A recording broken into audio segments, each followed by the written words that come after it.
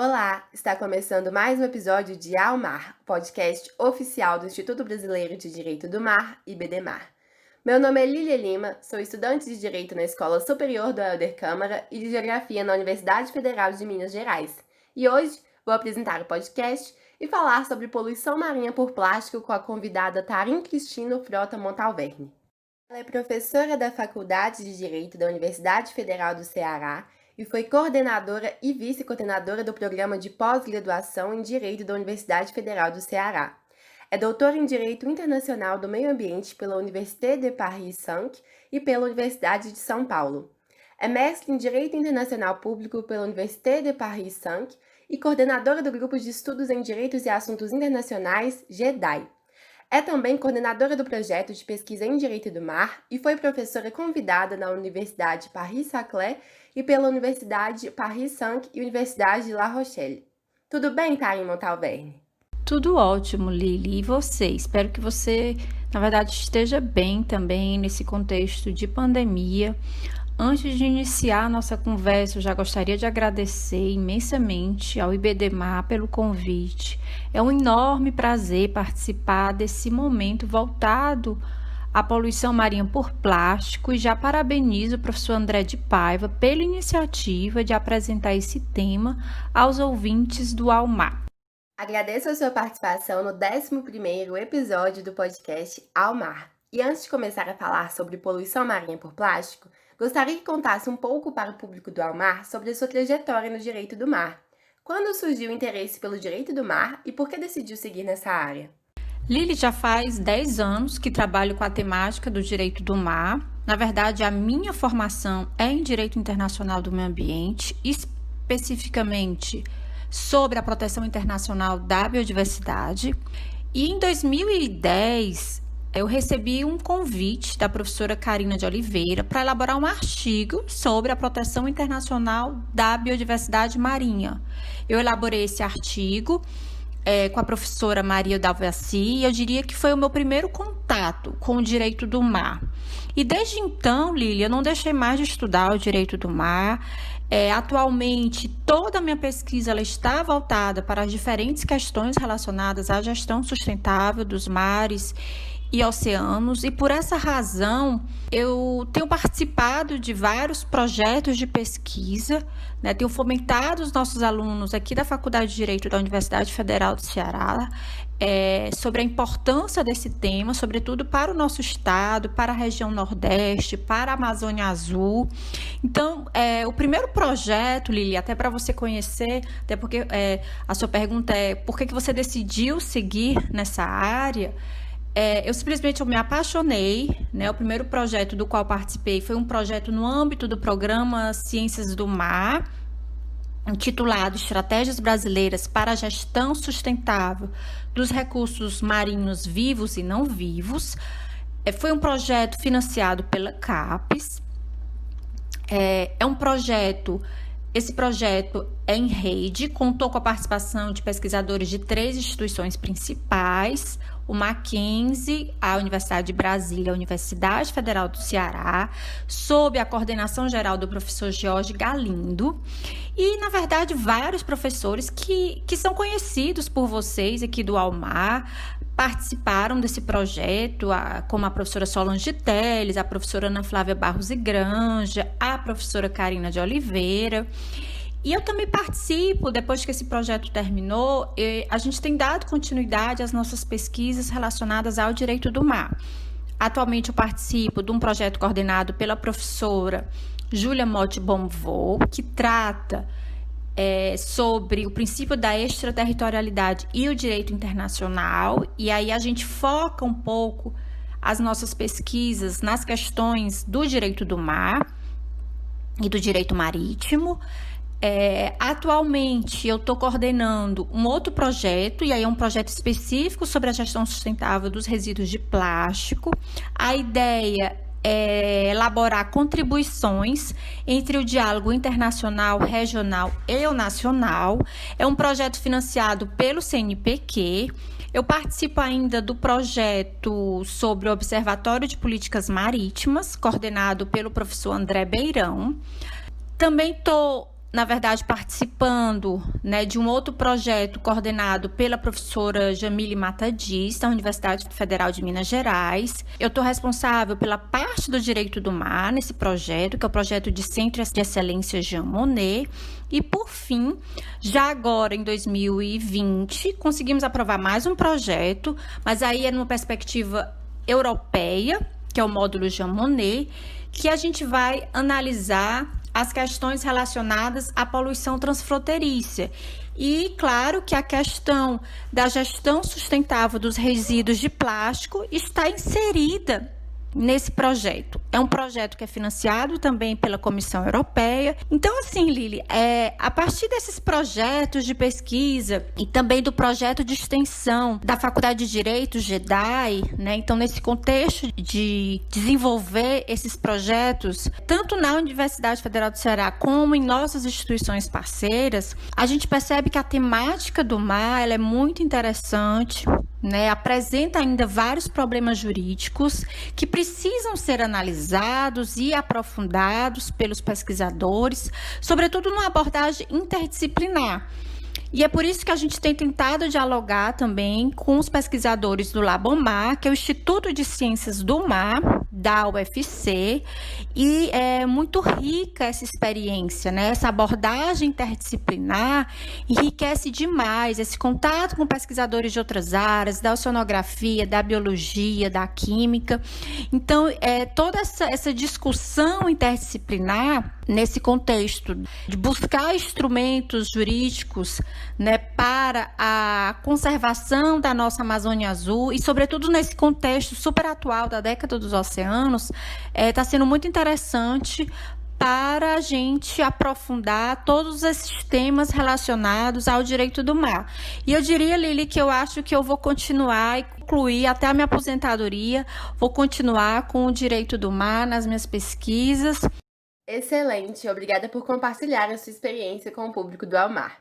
E cada convidado tem uma perspectiva sobre o direito do mar, muitas vezes ligada a experiências afetivas, acadêmicas ou culturais. Como faço essa questão para todos os entrevistados, não posso deixar de te perguntar. Afinal, para você, o que seria o direito do mar?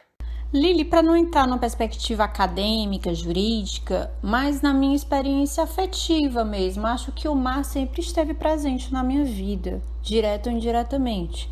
Sempre morei em cidades que têm esse contato direto com o mar, morei 16 anos da minha vida em São Luís do Maranhão, depois eu vim estudar em Fortaleza e não saí mais daqui. Então, desde pequena, tenho esse contato com o mar. E acho que as atividades relacionadas à economia azul precisam ser objeto de pesquisa, de ensino e de extensão. Ainda não é um tema comum nas faculdades de Direito, mesmo naquelas que estão situadas na costa brasileira. Digo que ainda sou um corpo estranho na faculdade de Direito, né? Sobretudo quando eu apresento aos alunos, aos professores, o objeto principal das minhas pesquisas. Mas tenho tentado capturar, como brinco com os alunos, né? Eu consigo capturar alguns discentes. E é impressionante, Lili, como eles se interessam pelo tema. Interessante perspectiva. Eu mesma sou uma das discentes capturadas pelo direito do mar e eu espero que muitos que estão ouvindo o podcast Ao Mar também sejam capturados pelo direito do mar, que é uma importante área do direito e do conhecimento no geral. Vamos começar a conversar sobre poluição marinha por plástico, um assunto extremamente importante que não é tão desconhecido pelo público que ainda não estuda a fundo o direito do mar. Afinal, poluição por plástico é um assunto evidente. Vemos na mídia, vemos nas páginas que falam sobre a poluição marinha, então não tem como desconhecer totalmente este assunto. Inevitavelmente, a primeira pergunta é: o que é poluição marinha por plástico? Mas além disso, gostaria de te perguntar, qual seria a definição jurídica de poluição marinha, a definição à luz do direito? Antes de mais nada, antes de apresentar uma definição propriamente dita sobre poluição marinha por plástico, a questão que se coloca é de saber em qual contexto se insere a poluição marinha por plástico e por que esse tema é um dos principais desafios ambientais contemporâneos que se impõe à comunidade internacional. Na verdade, eu sempre apresento uns dados para justamente contextualizar esse desafio que, na verdade, os relatórios internacionais têm afirmado que cerca de 13 milhões de toneladas de plástico entram nos oceanos e nos mares a cada ano, causando graves danos socioambientais, econômicos, além de possíveis danos à saúde humana. E pior, até 2025, espera-se que os oceanos do mundo contenham 1 tonelada de plástico a cada 3 toneladas de peixe. E até 2050, mais plásticos do que peixe por peso. São situações, Lili, que exigem aprimoramento dos instrumentos de regulação, tais como políticas públicas, mecanismos jurídicos e também econômicos. O que a gente percebe é que a produção de plástico na última década foi equivalente a todo o século XX. Observa-se então, a partir desses relatórios que o nosso grupo de pesquisa vem acompanhando, é que existe um aumento exponencial na quantidade de plástico que se acumulam no meio marinho. Particularmente, Lili, preocupante é a proliferação de microplástico, ou seja, minúsculos fragmentos que são encontrados em cosméticos, pastas de dentes e esfoliantes. Pior ainda é o fato de que esses resíduos de plásticos, eles podem ser ingeridos em grandes quantidades pela fauna marinha, apresentando assim um elevado potencial de contaminação da cadeia alimentar. Agora, numa perspectiva jurídica, a Convenção das Nações Unidas para o Direito do Mar estabelece já no seu artigo 1º uma definição para a poluição marinha, que, segundo a Convenção, significa a introdução pelo homem, direta ou indiretamente, de substâncias ou de energia no meio marinho. Ou seja, a gente verifica que a definição da Convenção das Nações Unidas para o Direito do Mar, ela é apresentada de forma genérica, E já a poluição marinha por plástico, ela não encontra uma previsão expressa na Convenção. Na verdade, uma observação que eu gostaria de destacar é que a Convenção, no entanto, apresenta no seu artigo 207, regras específicas para prevenir, reduzir e controlar a poluição do meio marinho de origem terrestre. Ora, os relatórios internacionais afirmam que 80% de toda essa poluição marinha por plástico é de origem terrestre, mas precisamos, na verdade, implementar esses dispositivos da Convenção das Nações Unidas para o Direito do Mar, torná-las mais efetivas e implementá-las de forma coordenada. E nesse sentido da implementação, muito se fala em práticas individuais e coletivas, reunidas no combate ao uso desmedido de plástico. Mas, geralmente, o debate só consegue se estender de forma mais efetiva em âmbito nacional e regional, ou até mesmo municipal. Há muitas cidades ao redor do globo que já elaboraram legislações para poder reduzir ou pelo menos reutilizar relacionado ao uso do plástico. Mas como se dá a regulação da poluição marinha por plástico a nível internacional? De fato, você tem razão. Existem avanços importantes em âmbito nacional e regional. Podemos citar o exemplo francês. A França, em fevereiro de 2020, proibiu a utilização de plástico de uso único. Na verdade, é uma lei que tem por objetivo a luta contra o desperdício e também fomentar a economia circular. Já em relação à União Europeia, eu diria que a primeira grande estratégia europeia específica para a gestão sustentável dos plásticos foi adotada em 2018 pela Comissão Europeia. E essa estratégia europeia faz parte do pacote de transição da Europa para um contexto de descarbonização e implementação dos ODS e de uma economia circular. Agora, numa perspectiva internacional, eu diria que o avanço mais interessante é o da Convenção da Basileia sobre o controle de movimentos transfronteiriços de resíduos perigosos.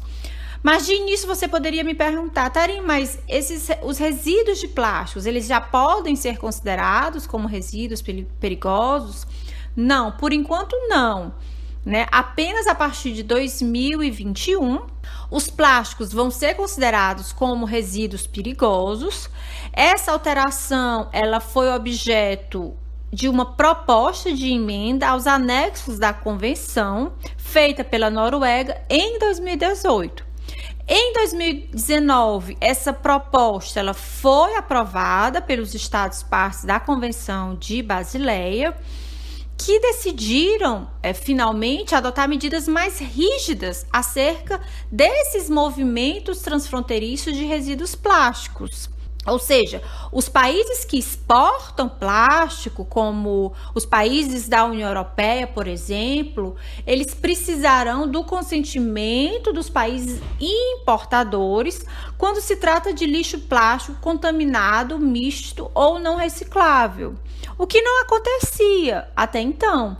Então, o que a gente percebe acompanhando as discussões das partes na Conferência das Partes da Convenção da Basileia, é que essas alterações, quando entrarem em vigor, vão permitir que o comércio global de resíduos plásticos se torne mais transparente, mais bem regulado e, ao mesmo tempo, vai garantir que todo esse processo de exportação de resíduo de plástico se torne mais seguro para a saúde humana e para o meio ambiente. Por quê?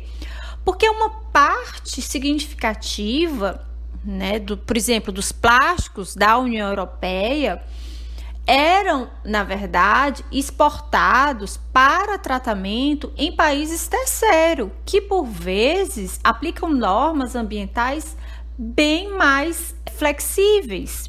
Já especificamente em relação ao Brasil, o Brasil ele é considerado o quarto maior produtor de plástico do mundo, né? Existem relatórios de organizações não governamentais que têm apresentado uma lista de países em relação a esse dado, a produção de plástico por países, e o Brasil ocupa a 4ª colocação, ficando atrás apenas dos Estados Unidos, da China e da Índia. E pior, o Brasil ele só recicla 1,28% do seu descarte plástico. E o Brasil não aderiu a essas alterações da Convenção da Basileia, ou seja, o Brasil acompanhou a posição americana. E atualmente, como está o regime jurídico da poluição marinha por plástico? Que tipos de acordos, convenções existem em âmbito internacional? A partir da análise do quadro jurídico institucional acerca da poluição marinha por plástico, o nosso grupo de pesquisa constatou que existem acordos, sim, internacionais aplicáveis à poluição marinha, mas de forma extremamente fragmentada, genérica e pouco coordenada, Lili. Poderia citar aqui vários exemplos para você, a própria Convenção das Nações Unidas sobre o direito do mar, a Convenção sobre a prevenção de poluição marinha por despejo de resíduos, a Convenção de Estocolmo, enfim, vários exemplos eu poderia citar aqui para você. No entanto, o que a gente tem observado? Que esses acordos não são específicos à poluição marinha por plástico, por isso, algumas iniciativas estão surgindo, né, visando o combate ao lixo plástico nos mares e nos oceanos, mas ainda são acordos soft, eu diria, né? O primeiro exemplo a ser citado é a própria Agenda 2030. Os Objetivos do Desenvolvimento Sustentável, adotados em 2015, ilustram bem essa evolução conhecida dos últimos anos, quanto à importância reconhecida no contexto internacional da poluição marinha por plástico. Especificamente, a meta 14.1 estabelece que até 2025, né, os estados devem prevenir e reduzir significativamente a poluição marinha de todos os tipos e especialmente a advinda da atividade terrestre.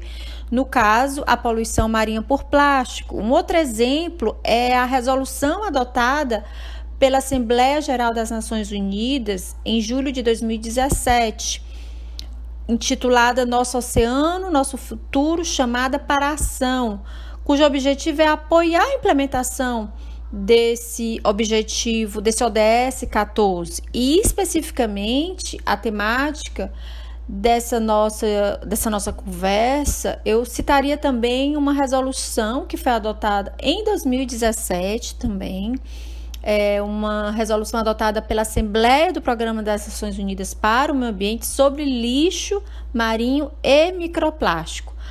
Por isso, existem diversas outras ações, eu poderia citar aqui várias outras ações internacionais, regionais, nacionais, locais, que estão sendo realizadas, né, nesse contexto, nesse novo contexto, como eu disse, da década dos oceanos. Mas eu diria que essas ações ainda são fragmentadas e não vinculantes. Tem a campanha Oceanos Limpos, do próprio Programa das Nações Unidas para o Meio Ambiente. A gente tem observado a criação de alguns grupos de trabalho no contexto dos secretariados de acordos multilaterais ambientais e de organizações internacionais, justamente com esse objetivo de incluir a temática dos plásticos em acordos internacionais existentes. Certo. E no que tange ao regime jurídico, a Convenção das Nações Unidas sobre o Direito do Mar dispõe sobre a poluição marinha, mas a interpretação, a aplicação, o destaque geralmente está relacionado à poluição por óleo. Há pouquíssimo destaque à poluição marinha por plástico nesse contexto.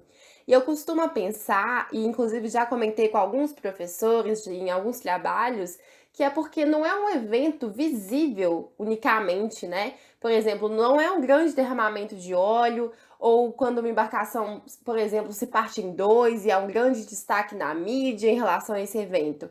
A poluição por plástico não acontece assim em um único evento, e mesmo assim ela é muito danosa. E eu acredito que esse seja um dos motivos pelos quais não há um grande destaque, né? Não é como se fosse para a mídia, né?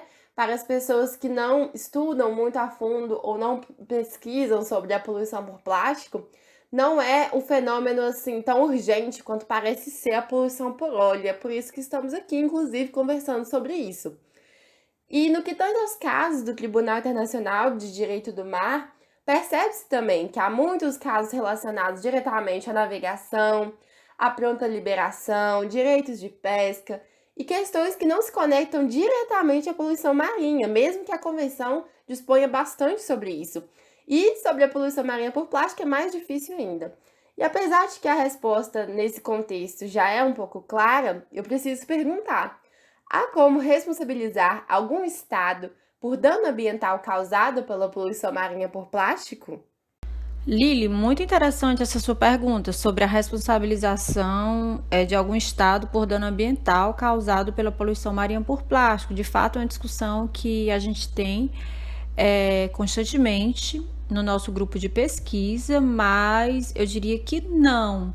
Né? O maior desafio é justamente identificar a origem do plástico. Vejam na internet, as ilhas de plásticos no Pacífico, por exemplo, são imagens assustadoras.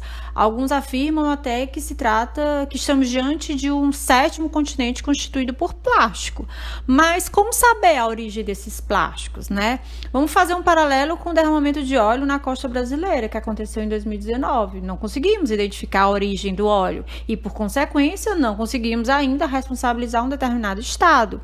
Então, são situações que exigem ainda, né, um aprofundamento, uma discussão sobre futuras regulamentações internacionais sobre o tema, né, políticas públicas, né, uma coordenação de políticas públicas nacionais. Precisamos, de fato, refletir sobre esses mecanismos jurídicos que possam, na verdade, engendrar uma possível responsabilização dos estados. Infelizmente, é um longo caminho até alcançarmos o nível, né, de responsabilização. Mas uma área do direito do mar que tem evoluído bastante, crescido e ganhado destaque é justamente o direito ambiental do mar. E quando se fala em direito ambiental, principalmente no âmbito internacional, sempre se fala nos princípios da prevenção e da precaução, um com mais difícil aplicação que o outro, né? Mas, especificamente, como se dá a aplicação do princípio da prevenção quando se trata da poluição marinha por plástico? Eu considero que o princípio da prevenção, na verdade, é a chave para a luta contra plásticos nos mares e oceanos. Considerando que 80% dos resíduos encontrados nos oceanos é de fonte terrestre, precisamos evitar a utilização de plásticos de uso único e fortalecer as políticas nacionais de gestão de resíduos sólidos urbanos. Com certeza. Inclusive, com a pandemia da Covid-19 no ano de 2020, a opção de muitas pessoas se tornou a máscara de plástico.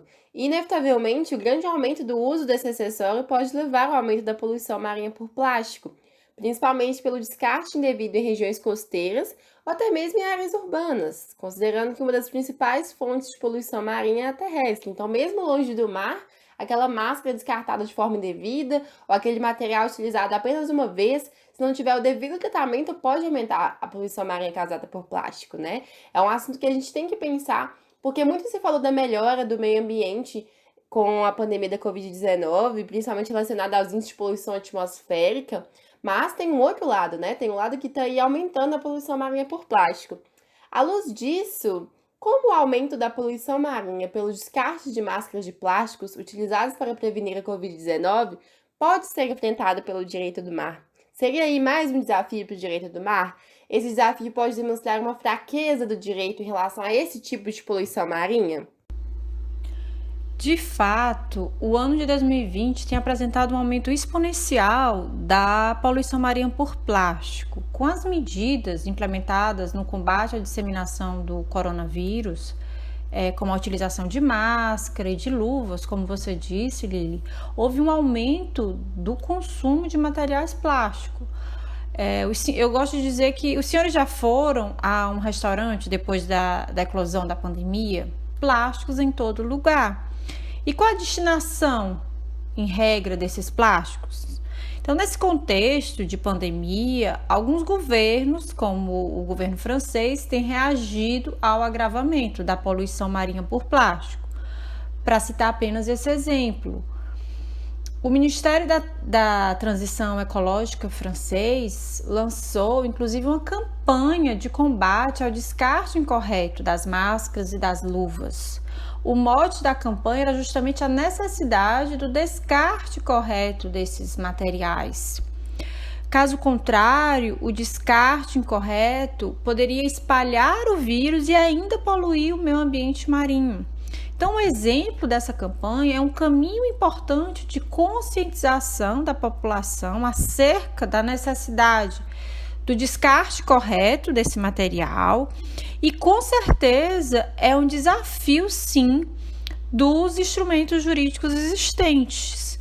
Ora, se não existe um instrumento internacional para mitigar esse problema e a ausência da vontade política acerca da importância desse tema ainda é uma realidade, então a poluição por plástico vai continuar afetando a biodiversidade marinha, os serviços ecossistêmicos, a segurança alimentar e a saúde humana.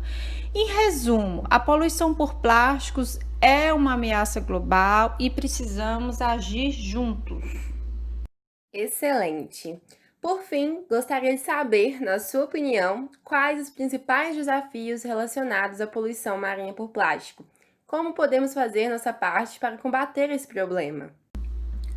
Apesar da gravidade e da clara natureza internacional do problema, não existe, até esse momento, nenhum acordo global que trate especificamente do combate aos efeitos negativos da poluição marinha por plástico. A natureza global e transfronteiriça do problema requer, de forma coordenada, soluções internacionais, regionais e nacionais, uma vez que não existem fronteiras para os resíduos de plásticos nos mares e nos oceanos. Ainda não há esforços sistemáticos em matéria de poluição marinha por plásticos. Existe sim uma desconexão entre as diferentes políticas nacionais, bem como a falta de participação efetiva dos cidadãos nesse processo. Importante, então, refletir ainda sobre medidas de educação ambiental para o recolhimento, o uso consciente e a reciclagem do plástico, numa atuação local, mas com sintonia e cooperação internacional. A participação da sociedade e também das empresas pode ter um papel importante na elaboração de novos modelos de produção sustentáveis para os plásticos e os produtos feitos desse material. Perfeito! Hoje conversamos sobre a poluição marinha por plástico, sua definição jurídica, a existência de regimes jurídicos e convenções em âmbito internacional para o seu combate, os principais desafios atuais em relação à poluição marinha por plástico, a necessidade de se discutir a responsabilização de algum estado por poluição marinha por plástico e a evidência desse problema como um fato que todos nós temos que fazer a nossa parte para combater, como a professora Tarim disse, em âmbito local, mas com respaldo internacional. Muito obrigada, doutora Tarim Montalverne, foi uma honra tê-la conosco. Muito obrigada, Lili, pela oportunidade. Espero que eu tenha conseguido colocar aí uma sementinha em cada um de vocês. Precisamos nos conscientizar que esse tema é urgente e precisamos agir. Uma vez que o plástico passou a ser onipresente e um complexo desafio ambiental. Pequenas ações são importantes. Vamos evitar a utilização de plástico de uso único, né? Vamos evitar a utilização de canudos, sacolas, talheres, copos descartáveis. E é isso. Gostaria, Lili, de parabenizá-la pela condução da nossa conversa. Foi muito interessante esse diálogo com você. Você está fazendo um trabalho brilhante e necessário para nos ajudar a divulgar os diferentes temas relacionados ao direito do mar. Esse foi o 11º episódio de Ao Mar, o podcast oficial do Instituto Brasileiro de Direito do Mar, IBDMAR. Obrigada por nos ouvir. A Mar está disponível em todas as plataformas de streaming. Curta e compartilhe com os amigos para receber as principais informações sobre o direito do mar. Até a próxima!